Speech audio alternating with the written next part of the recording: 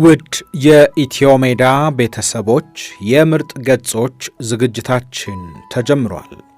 ዛሬም ከተስፋዬ ገብረአብ የጋዜጠኛው ማስታወሻ መጽሐፍ የማይጣላ ህሊና በሚል ንዑስ ርዕስ የሰፈረውን ታሪክ እናቀርባለን። በዚህ ክፍል ተስፋዬ ገብረአብ ለአንዴና ለመጨረሻ ከኢትዮጵያ ከመሰደዱ ከጥቂት ጊዜያት በፊት የታዘባቸውን ሁነቶች እንዲሁም ከጉምቱ የኢህአዴግ ባለስልጣናት ጋር የነበረውን ገጠመኝ አስፍሯል። እንድትከታተሉን በአክብሮት እንጋብዛለን።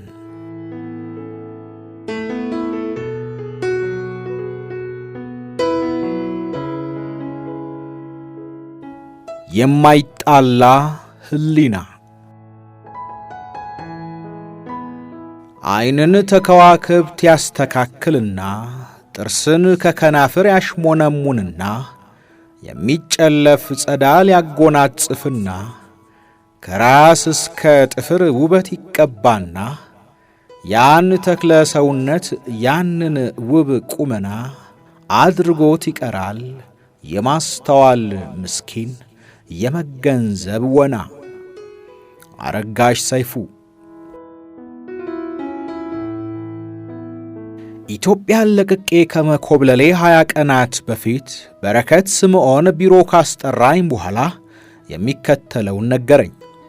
በገዛ ገንዘባችን በሚታተም መጽሔት እየተሰደብን ልንቀጥል አንችልም። ጎንደር ሄደ በሠራኸው ሥራ ብዙ ጓዶችን አቁስልሃል።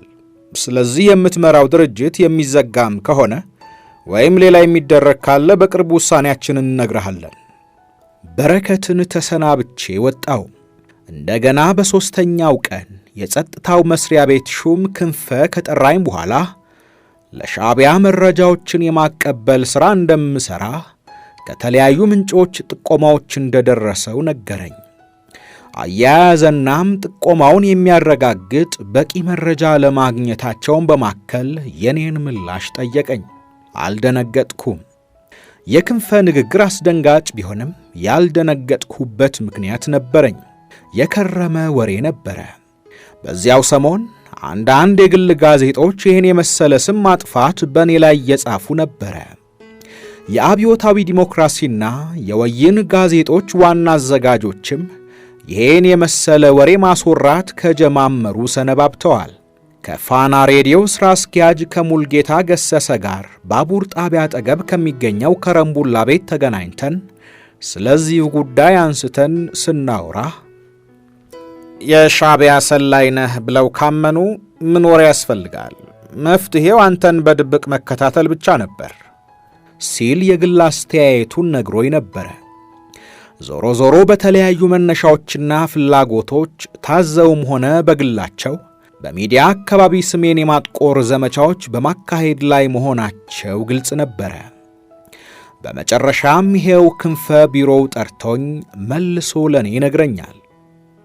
ከኮበለልኩ በኋላ ጦቢያ ጋዜጣ በግንቦት 2 1993 እትሙ የሻዕቢያ ሰላይ ሆኜ ቆይቼ ስራዬን አብቅቼ እንደወጣው ጽፏል። አያይዘውም በፕሮፓጋንዳው ዙሪያ ያሉ ካድሬዎች የሚሰማን አጣን እንጂ ተናግረን ነበረ ብለው መቆጨታቸውን ዘግቦ አንብቤያለሁ።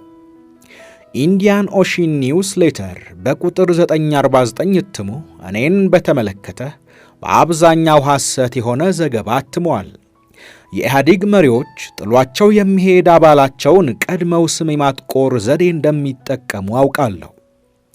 የሆነው ሆኖ ወሬው ሐሰት መሆኑና ሚዲያዎችም እየጻፉት እንደከረሙ ባጭሩ ላስረዳው ሞከርኩኝ። ክንፈ አዳምጦኝ ሲያበቃ ወሬው ሐሰት ነው ወይስ አይደለም የሚለውን ወደፊት እናየዋለን ሲል ጀመረና አንተ ላይ ብዙ ግፊት አለብን ሲል አከለበት። እናም አሰናበተኝ። ክንፈ ሰበብ ፈጥሮ እኔን ከሀገር እንዲያባርር መታዘዙን ጠረጠርኩኝ። የቡርቃ ዝምታ አልተመቻቸውም። በጋዜጦች ላይ በጻፍኳቸው ደግሞ በረከት ቂም ይዟል። ይሄው ነው።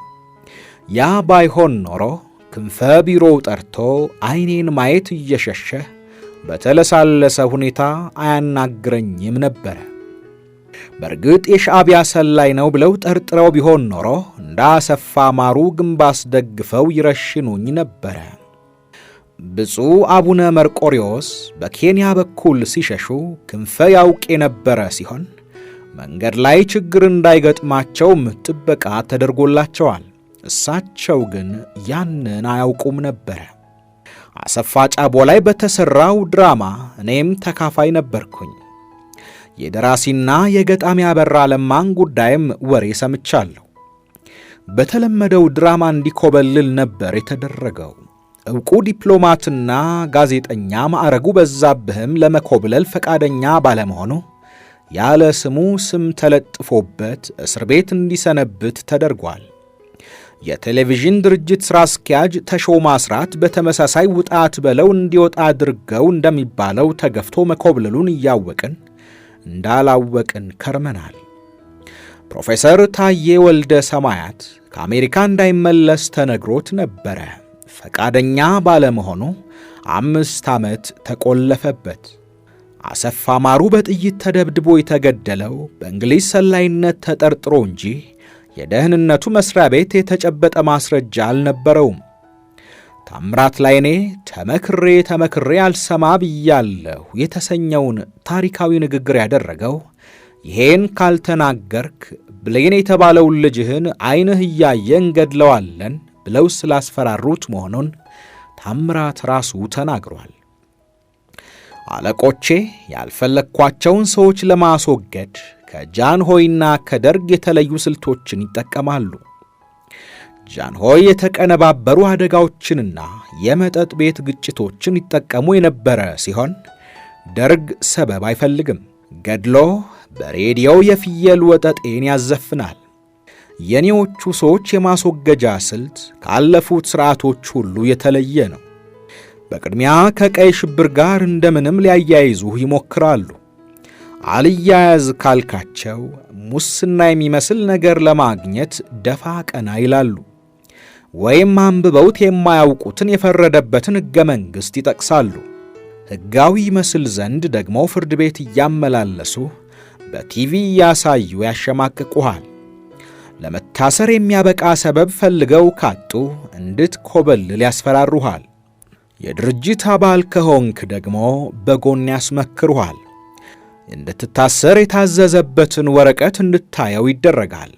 አንተ ሚስጥር ያገኘህ ይመስልህና እንደ ገበሬ ለብሰ እንደ ተዋናይ ድራማ እየሠራህ በሞያሌ በኩል ስትገሰግስ እነሱ እየሳቁ ኬላ ላይ እንዳትያዝና እንቅፋት እንዳይገጥምህ መንገዱን ያመቻቹልሃል። አንድ ሰሞን በሬዲዮ የጉዞ ጀብድህን ከለፈለፍክ በኋላ ለዘለዓለሙ ትረሳለህ። አለቆቼ ሰላይነት የተባለችውንም እንደ አንድ ፍቱን ዘዴ ይጠቀሙባታል። ከአሜሪካ ከመጣ ሲአይኤ የሚል ወሬ ሲያሶሩብህ ከነገሩ ጾም ይደሩ የተባለውን ያልተዘፈነ ዘፈን እየዘፈንክ ትኬትህን ታድሳለህ። የምር ለሲአይኤ እንደሚሠራ የሚታማ ሰው ሲሾምና ሲሸለም ትመለከትና የአገርህ ነገር ግራ ፈትል ይሆንብሃል። እንግዲህ ልዩ ልዩ ታርጋ እየተለጠፈባቸው የተገደሉ የታሰሩና ከሀገር የተባረሩ ዜጎችን ቤት ይቁጠራቸው። እኔም ታዲያ ከሥርዓቱ ጋር እጅና ጓንት ሆኜ ቢያንስ በሚዲያ በሚደረጉ የስም ማጥፋት ዘመቻዎች ላይ ሰርቻለሁ። በአንድ ወቅት ማኔ ቴቄል መስፍን በሚል ርዕስ እፎይታ መጽሔት ላይ ስለ ፕሮፌሰር መስፍን ወልደ ማርያም የሰፈረው በአብዛኛው ነጭ ውሸት ነበረ። የእኛ ዘመን አንበሶች ቃላትና ሐሳብ እያዋጡ የሚጽፏቸውን የማተም ግዴታ ነበረብኝ። እነሆ እኔም ተራዬ ደረሰ። ለእኔ ተዘጋጀልኝ የማስወገጃ ታርጋ የሻዕቢያ ሰላይነት ሆነች። ያን ቀን ከክንፈ ቢሮ ከወጣው በኋላ የፕሮፌሰር መስፍን ወልደ ማርያምን ጥቂት ስንኞች ለማስታወስ እየሞከርኩኝ ወደ ቢሾፍቱ ነዳው። እዚያ ለማደር ወስኜ ነበረ። የማይጣላ ሕሊና ያለው እንዴት የታደለ ነው! ሕሊናውን የገደለ ሰው ማን ሊቀረው ማን ሊያቅተው!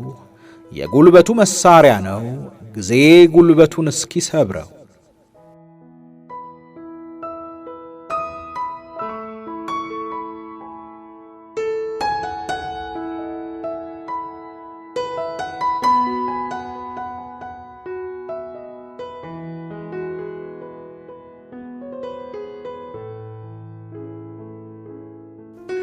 በሚያዝያ ወር 1993 አንድ ቀን ማለዳ ቀለል ያለ ሻንጣ አንጠልጥዬ ከቦሌ አየር ማረፊያ ተገኘው። የቤት ዕቃዬንና መጽሐፍቶቼን እንዳሉ ትቻቸዋለሁ። ሆኖም ድንገት መንገዴ ተደናቀፈ። ከመጨረሻው ፍተሻ ላይ ካሉ ፓስፖርት መርማሪዎች አንዷ ዱብዳ ፈነዳችብኝ። ተስፋዬ ገብረአብ ከሀገር እንዳትወጣ የሚል መመሪያ ከጸጥታው መስሪያ ቤት ደርሶናል አለችኝ። ክንፈ ከርቸሌ ሊልከኝ ማሰቡን ጠረጠርኩኝ። ለምን ስል ጠየቅኳት። እሱን አላውቅም አለችኝና ለማንኛውም ተከተለኝ እየመራች ወስዳ ለአንዲት በዕድሜ የገፋች ሴት አስረከበችኝ። የተረከበችኝ ሴት አንድ ወንበር ላይ ጎልታኝ ወደ ውስጥ ገብታ ስልክ ደወለች። በሩን ስላልዘጋችው ስትነጋገር ይሰማኛል። ጆሮዬን ጣል አደረግኩኝ።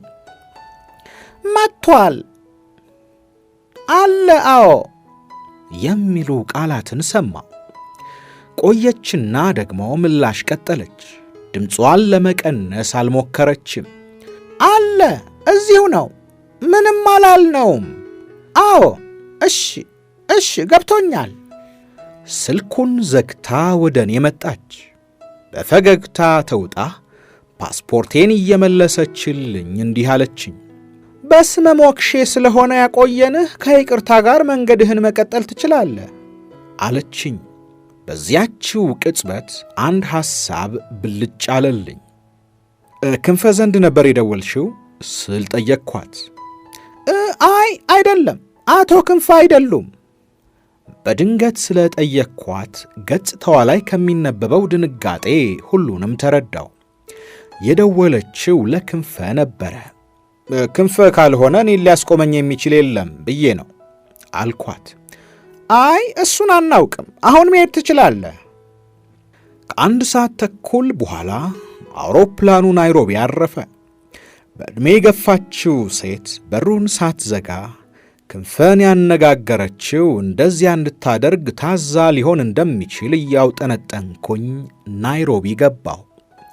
ክንፈ ከያዘኝ በኋላ መልሶ ለምን ሊለቀኝ እንደወሰነ ሳልጠይቀውም ተገደለ።